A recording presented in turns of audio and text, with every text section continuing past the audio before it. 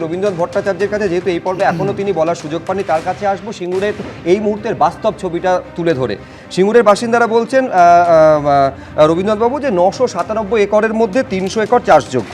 এবার আমি একেবারে এলাকা ধরে ধরে বলি, সিংহের ভেরি এলাকায় 100% চাষের অযোগ্য, বাজেমেলিয়ায় 100% চাষের অযোগ্য, গোপালনগরে 70% চাষের অযোগ্য, বেড়াবেড়িতে 40% চাষের অযোগ্য, খাসের ভেরিতে 90% জমিতে চাষই হয়নি। যেটা আছে আমরা এর আগেও দেখিয়েছিলাম, সেখানে শিয়াল এবং শুয়োর চড়ে বেড়াচ্ছে, আর কিছু জায়গায় মাছের ভেরি তৈরি হয়েছে। আমার প্রশ্ন, আজকে প্রত্যাশা পূরণ হলো না নরেন্দ্র মোদীর ভাষণে, এই অবস্থায় সিঙ্গুরবাসীরা পেল কি? কি আছে তাদের কপালে?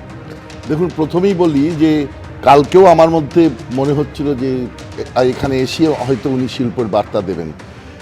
আমি অবশ্য সিঙ্গুরেই শিল্প করবেন এইটা বলতে চাইনি। প্রধানমন্ত্রী কিন্তু যেটা বেচারা মান্না বললেন, অত্যন্ত সুকৌশলে এড়িয়ে গেছেন। তার কারণ উনি বুঝেছেন এই যে সিঙ্গুর জমিটা, সিঙ্গুরের জমি কিন্তু বেসিক্যালি মমতা বন্দ্যোপাধ্যায়ের বিজয়ের প্রতীক। অর্থাৎ উনি কৃষি জমি ফিরিয়ে দিয়েছেন। আজ যদি সেই ন্যারেটিভ ট্র্যাপে পড়ে যায় প্রধানমন্ত্রী, অর্থাৎ ওখান থেকে গিয়ে উনি আবার সিঙ্গুরের জমি, ওইখানে সিঙ্গুরের শিল্প গড়বার কথা বলেন, তাহলে উনি বুঝিয়ে দেবে, মানে তৃণমূলের যে বোঝানো বা ন্যারেটিভ তৈরি করবে, যে জমি আমরা ফিরিয়ে দিয়েছিলাম মানুষের কাছে, সেই জমি আবার বিজেপি কেড়ে নিতে চাইছে। এবং আপনাকে বলি, আমি বাম মানে বাম আন্দোলন করা, মানে দীর্ঘদিন আন্দোলন করেছে এরকম মানুষের কাছে শুনেছি, জমি কৃষকের ওই যে 30% জমি যারা যেখানে চাষ হয়, এই 30% জমিও কিন্তু জমি তাদের কাছে কি জিনিস এটা আমার আপনার পক্ষে বোঝা সম্ভব নয়। এটা তখন পাবলিক পালস, তারা শিল্প চাইছেন। পাবলিক পালস, ওটা যে পাবলিক পালস বলছে তার মধ্যেও এমন কিছু মানুষ নিশ্চিত আছেন যারা এখনো কিন্তু সেই জায়গায় বেরিয়ে আসেননি, এটা আমি বলছি। দেখুন, এরপর কি এই প্রশ্ন উঠবে না যে উদ্দেশ্য নিয়ে প্রধানমন্ত্রীর সভাস্থল হিসেবে সিঙ্গুরকে বাছা হয়েছিল, সিঙ্গুরে শিল্প বার্তা নিয়ে কার্যত প্রধানমন্ত্রী নীরব থাকা রাজ্য বিজেপির কি অস্বস্তি বাড়ালো না?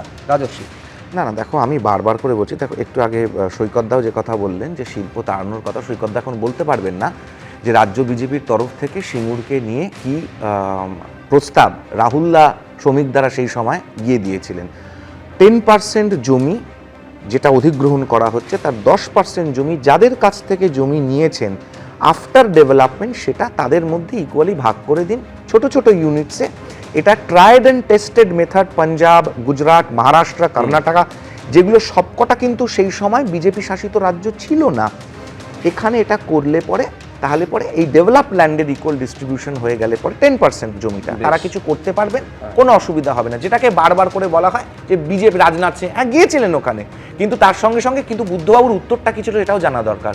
বুদ্ধবাবুর উত্তরটা রাহুলদাদের ছিল, রাহুল্লা শ্রমিকদাকে দেওয়া হয়েছিল যে দলের বিধানসভায় কোনো রিপ্রেজেন্টেশন নেই, সে দলের কোনো কথা আমরা শুনবো না। এটা ছিল ওনার উত্তর। এবার আমি বলছি, 6668 পশ্চিমবঙ্গে বন্ধ হয়ে গেছে, আর যারা ভারতীয় জনতা পার্টির সর্বভারতীয় সভাপতি সিঙ্গুরের অনশন মঞ্চে দাঁড়িয়ে বলেছিলেন টাটাকে তাড়াবো। পশ্চিমবঙ্গে বন্ধ করেছে, আমি সেটা বলবো। বাংলা হাওড়া শাসক দলের প্রতিনিধিকে উত্তর দিতে হবে। আমি দুজনকে থামালাম।